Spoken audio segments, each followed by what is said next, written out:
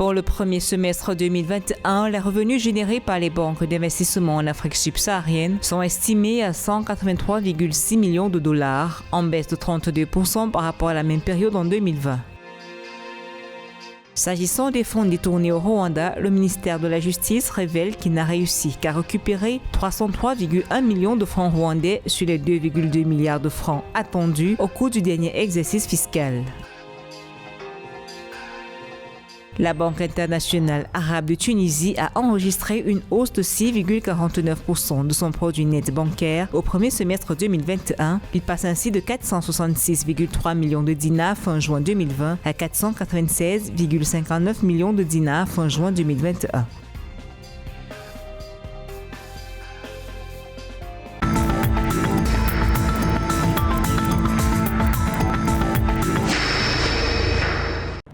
En Afrique subsaharienne, le marché de la banque d'investissement a affiché des résultats négatifs pour la 4e année consécutive et les plus faibles revenus des 7 dernières années. Pour le premier semestre 2021, les revenus générés par les banques d'investissement de la sous-région sont estimés à 183,6 millions de dollars, selon un rapport publié par la plateforme des données du groupe médiatique Reuters, en baisse de 32% par rapport à la même période en 2020. À mon sens, voilà ce qui peut justifier les contre-performances du secteur de la banque d'investissement en Afrique subsaharienne. La chute du prix du pétrole qui est resté en dessous de $50 depuis 2014. Le coronavirus qui est venu sonner le glas, donner le coup de semence et le coup de glas depuis pratiquement 20 mois. L'activité est au ralenti. On confine aujourd'hui, on déconfine le lendemain et puis on ouvre encore. Ou alors on assiste à des demi-ouvertures. L'économie qui fonctionne au ralenti va forcément faire en sorte qu'ils ne seront pas très nombreux. Des gens qui ont de l'argent stocké, qui seraient donc enclins à vouloir recycler cet argent dans un investissement nouveau. Les revenus du segment conseil se sont également chiffrés à seulement 25,5 millions de dollars, en baisse de 56% par rapport à la même période en 2020. Mais la perte des revenus dans les autres segments de l'investissement a été compensée par une hausse des revenus sur le marché des emprunts de capitaux en provenance de l'Afrique subsaharienne qui se sont situés à 19,6 milliards de dollars au cours de la dite période.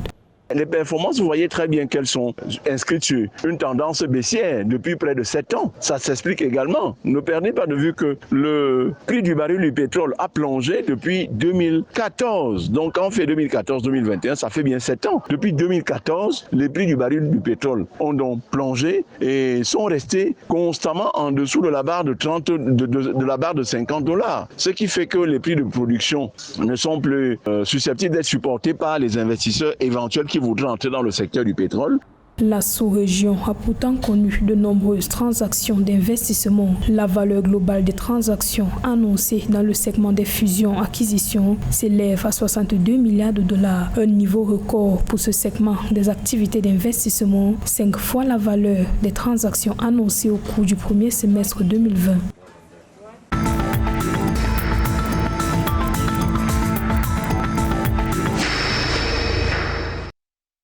Au Rwanda, le ministère de la Justice a déclaré qu'il travaillait sur de nouvelles mesures qui l'aideront à récupérer des milliards de fonds publics détournés. Pour cette année, au moins 1,8 milliard de francs rwandais sont attendus. D'après les médias locaux, au cours du dernier exercice, 303,1 millions de francs rwandais sur les 2,2 milliards de francs rwandais attendus ont pu être récupérés, soit seulement 13,7%. Les nouvelles mesures ont également été recommandées par la 17e retraite nationale des dirigeants, parmi lesquelles les résolutions qui inclut une enquête et la poursuite des cas de corruption et un mécanisme de récupération des fonds publics détournés. Les services de conseil juridique du ministère ont déclaré qu'au moins 819 personnes qui ont détourné les fonds sont poursuivies.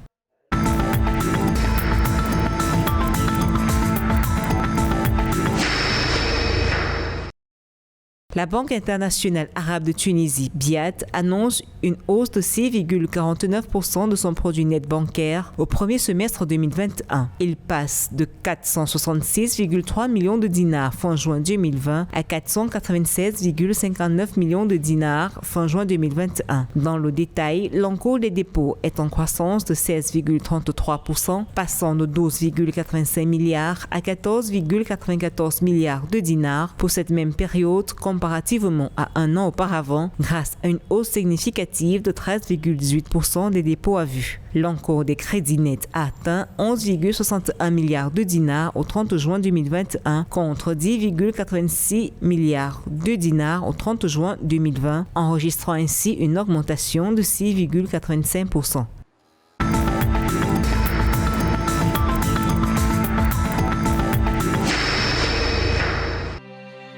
10 milliards de francs CFA, c'est le montant du nouvel emprunt obligataire que vient de lancer le crédit bailleur Allios Finance Cameroun à la Bourse des valeurs mobilières de l'Afrique centrale. Cette opération est dénommée Allios 0,25,40% brut 2021-2025. Selon la note d'information publiée par l'émetteur qui a pour arrangeur Attijari Securities Central Africa, la période de souscription s'étale du 26 juillet au 6 août 2021 avec possibilité de repousser la clôture des souscriptions. Les taux bruts annuels sont de 5,40% sur la période allant de 2020 à 2025. Cette opération de levée de fonds s'inscrit dans le cadre d'une stratégie de développement de Allios Finance Cameroun à l'horizon 2025.